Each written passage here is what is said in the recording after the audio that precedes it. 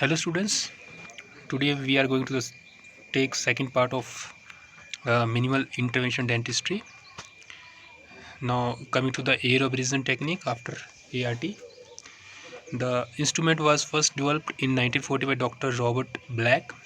It is a method of tooth structure removal that is considered to be an effective alternative to standard dental drills. It removes tooth structure using a stream of aluminum oxide particles generated from compressed bottled carbon dioxide or nitrogen gas. The abrasive particles strike the tooth with high velocity and remove a small amount of tooth structure. This is the procedure for air abrasion. Take a preoperative radiograph to determine if interproximal caries is present. Isolate preferably with rubber dam. Use caries detecting dye to note the caries lesions. Using air abrasive unit with high volume evacuation placed in proximity of the tooth prepare cavity. And after a few seconds of initial preparation, examine the preparation for decay. Then again reapply your caries detecting dye. Complete the preparation using the caries detecting dye until all caries is removed. Apply the etchant for 20 seconds, rinse with water spray. Disinfect the cavity with chlorhexidine. Within 10 seconds, apply the dentin bonding agent. Immediately place the correct shade of composite and photopolymerize the material for 40 seconds. Using a carbide burr for initial shaping. A flexible polishing cup, point or disc will provide the final finish for restoration. And remove the rubber dam and check the occlusal. Advantages: it is a painless, local anesthesia is rarely needed, it works quickly, there is no vibration or pressure to cause microfracture at weakened tooth, and there is no production of heat to damage the dental pulp, and the lesser amount of sound tooth structure is removed. Disadvantages: depth of preparation cannot be controlled easily, must be used in caution when used adjacent to soft tissue as it is, mainly to surface injuries. The preparation does not render a well finished surface, and sometimes it can cause a subcutaneous emphysema. Then coming to the next mode of caries excavation, that is lasers. Light amplification by stimulated emission of radiations. In 1997, the Food and Drug Administration approved the use of erbium yttrium aluminum garnet laser for caries removal in the US. It operates as a wavelength of 2.94 micron and used for caries removal, cavity preparation both enamel and dentine, and for the preparation of root canals. Laser treatment is appreciated by the patient as they are more comfortable than drilling. These are the few hard tissue lasers: CO2 laser, erbium YAG laser, neodymium YAG lasers. Then is the micropreparation and physiotomy burrs. In order to make ultra conservative cavity preparation, these are the few raw materials which are required. So many manufacturers are now producing small burrs for cavity preparation using MI techniques. The burrs are spherical, tapered, or elliptical. SS White physiotomy burrs and Bressler narrow diamond burrs are one of them. The instruments are manufactured using a special high tensile steel to produce a thin neck. Used with aid of magnification, these allow very precise preparation of tooth. Micropreparation burrs allow the dentist to conservatively explore and modify the features even when the caries has spread laterally along the DA junction. Then coming to the caries detector dyes. In caries removal, during cavity preparation, only the soft, heavily infected outer dentine must be removed, whereas the demineralized, uninfected inner dentine, or you can call it affected dentine, should be left. Caries detecting dyes, example is 1% acid red in propylene glycol, have been developed in distinguish between these two types of infected and affected dentines. Then coming to the ozone application, ozone is the part of natural gas that surrounds the earth at a high altitude and protect the world population from excessive UV radiations. This technology was developed by Professor Dr. Edward Lynch. This technique utilizes O3 gas, which is applied to the tooth surface in a controlled manner with the use of heel ozone delivery handpiece. Basically, it eliminates decay causing bacteria. Once the bacteria are eliminated, the treated surface can be allowed to remineralize or it can be restored. Then coming to the chemico-mechanical caries removal method. The alternative to conventional mechanical removal of caries. The idea was developed in 1970 by Goldman. The need for local anesthesia is reduced or eliminated as there is a little pain during the procedure. It is an effective alternative for caries removal because it brings together 8 chromatic characteristics and bactericide and bacteriostatic action. Chemical used in the form liquid, that is your Keridex, or gel, that is your Kerisol. Keridex, it was developed by C.M. Habib from a formula made of N-monochloroglycine and aminobutyric acid and was called as GK101E. FDA approval in 1984, was initially introduced in US market in 1985. The system involved the intermittent application of preheated N-monochlora DL2 aminobutyric acid to the caries lesion. The solution was claimed to cause disruption of collagen caries dentin, thus facilitate its removal.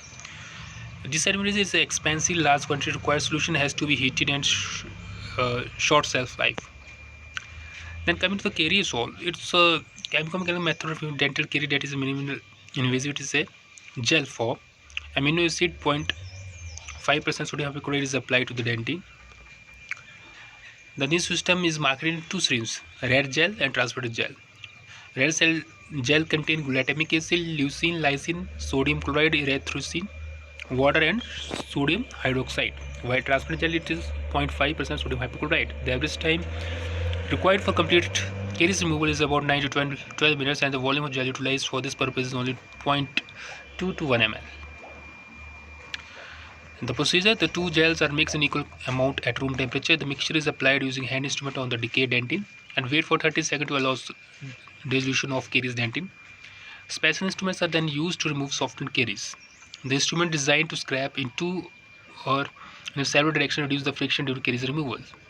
When caries is excavated, remove all the gel, wipe with a cotton pad and rinse with lukewarm water. And then these are the instruments which are used for the caries excavation when applying your Kerisol. Various types of special type of hand instruments. Advantages: is a very effective method for caries removal. Unlike the Keridex system, Kerisol dissolves only the caries dentin and keep the healthy dentin intact. Disadvantages: despite its effectiveness, Kerisol was not a blockbuster mainly because it required extensive training of professional, customized instruments which are very costly. So, in order to overcome the disadvantages of this Kerisol, another type of caries removal gel, that is a papain gel, is introduced. So it is introduced in 2003 research project in Brazil. The new formula was commercially known as a Pepacari. It is available in syringe form, which contains blue colored gel. It is basic composed of papain, chloramines, toluene blue, salt, thickening vehicles, which altogether are responsible for bacteria, papain, bactericide, and bacteriostatic and anti-inflammatory characteristics. Papain comes from the latex of the leaves and fruits of the green adult papaya. It promotes chemical debridement, granulation, and epitheliation, which hasten the phase of cicatrization and stimulation of tensile strength of the scars. And procedure: apply Pepacari in the caries dentin, wait for 40 to 60 seconds, scrape the softened dentin using an old blunt cured specified by the manufacturers. The gel can be reapplied as many times till the color of the gel remains unchanged. Now coming to the restorative materials used in MID. New generation of material known as smart materials are used in MI procedures. The new composite resins are showing great success because they are visually refract, and absorb light in a similar manner as natural dentation. When aesthetic materials such as composite resins, resin modified GAC are able to mimic the physical properties of human dentation, biomimetic results can ultimately be attained. It implies that the material will be biocompatible, it is biologically acceptable, do not rejected by the recent vital tissues. It has also been shown recently that it is safe to leave the softened demineralized affected dentin but sterile dentin on the floor of the cavity. If the cavity is then sealed with a biomimetic restoration that results releasing calcium phosphate fluoride ions, the result will be remineralize and healing of the underlying dentin. So this is a very important property of these smart materials. This is the difference showing between the infected and affected dentin. These are the materials, their properties, their advantages and disadvantages compared. As these are called smart releasing because they are biomimetic in nature. They mimic the physical properties of the tooth, and they release moreover fluoride and calcium and hydroxyl ions into the tooth. Now coming to the cavity designs for minimal intervention. Number one is a tunnel preparation, then is a slot cavity preparation, then is a mini box approximal cavity preparation, and then is a full box approximal cavity preparations. These are very important 4 types of designs for MID. Coming to tunnel preparation, it could be used when the lesion is more than 2.5 mm below the crest of the marginal ridge and the contact area may remain sound and the marginal ridge may be quite strong. So as the name indicates, it is basically a formation of the tunnel from the occlusal surface into the proximal side, keeping the marginal ridge intact. Access may begin to the occlusal surface with the number 2 bar about 2 mm from the marginal ridge, and then that tunnel is filled with the resin modified glass animals or any type of composite smart biomimetic materials. These are the advantages and disadvantages of this approach. It preserves the margins but less potential for restoring overhang, and perimeter of the restoration is reduced, decreasing the potential for microlesion, and potential for disturbance of the resistant tooth is reduced. Disadvantages: highly technique sensitive, angulation of preparation often passes close to the pulp, and visibility is decreased and caries removal is more uncertain, and fragile marginal ridge at least 2.5 mm back to the crest of the marginal ridge. Then slot cavity preparation,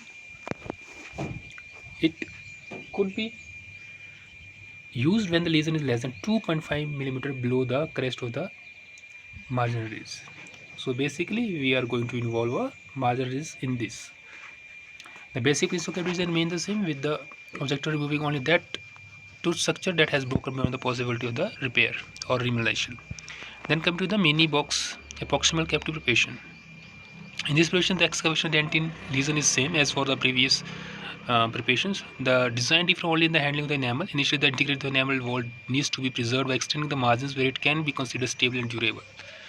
Full box need not to be developed. This is the diagram depicting the mini box preparations. Here you can see that we have additionally placed vertical groups for additional tension of the restorative materials, and the cavity can be restored with the GIS or composite. Then full box approximal cavity preparation is a very complex procedure where the enamel is in hopelessly poor condition and need refining after eradicating the dental lesion. The final refinement will depend on the type of restoration to be placed. For example, the preparation design for amalgam or composite restoration differ from the design of the porcelain or gold inlay. This is the full box cavity preparations as conventional cavity design.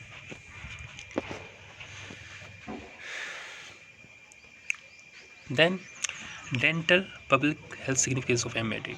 Implementation of the MID approach in a community dental clinic would enable the management of dental caries as a disease process through identification of its etiologies and addressing these through clinical and health promotion mechanism. A change in culture through education and practice is required to instill paradigm shift from the surgical management of the disease to one of the prevention.